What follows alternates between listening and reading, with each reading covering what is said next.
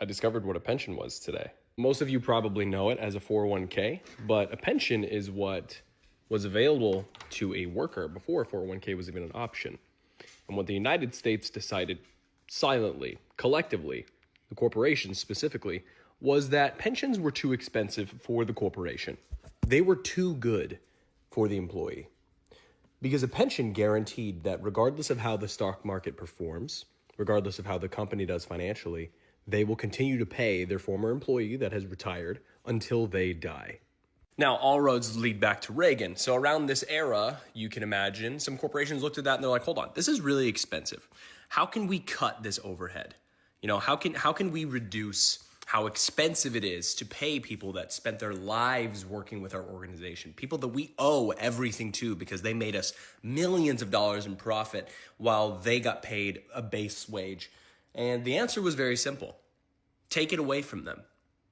Take it away from them. But you can't just leave it empty. You have to provide some type of replacement, right?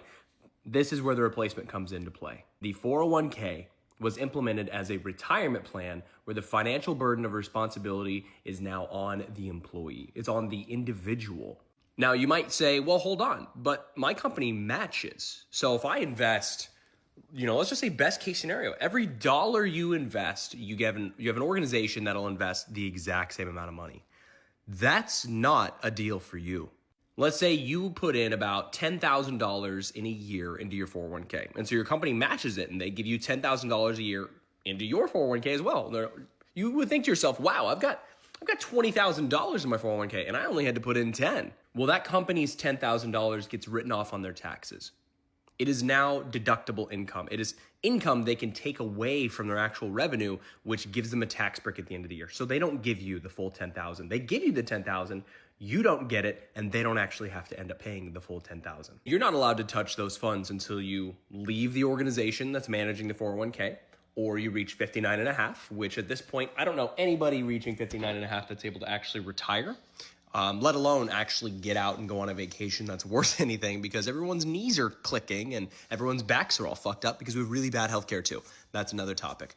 But with the 401k, you get penalized anytime you touch it, you move it, you withdraw it. You not only take a percentage of the penalty, this early withdrawal penalty, if you're even able to, you also get a penalty when the stock market drops. When the stock market drops and your 401k drops as well, there is nothing you can do to stop your money burning. So if you reach 62 years old and you're like, I'm ready to retire, don't have a pension, you have a 401k, but oh no, the stock market did really bad just a year ago. Your $500,000 is now worth $320,000. And you want to know what you can do about it? Nothing. It's the greatest American scam in history, and you will continue to contribute to it. And while you're giving the money to these organizations that are using your money from the 401k fund to fund their other projects, you are literally giving interest-free loans to the organizations.